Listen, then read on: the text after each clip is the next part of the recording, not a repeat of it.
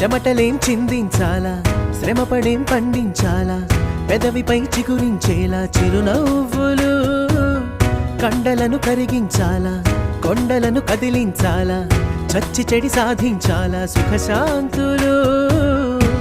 మనుషులని పెంచే రుజువు, మమతలను పెంచే ఋతువు, మనసులను తెరిచే హితవు, వందేళ్ళైన వాడని చిరునవ్వు. ఎక్కిళ్ళే పెట్టి ఏడుస్తుంటే కష్టం పోతుందా కదా, మరెందుకు గోలా?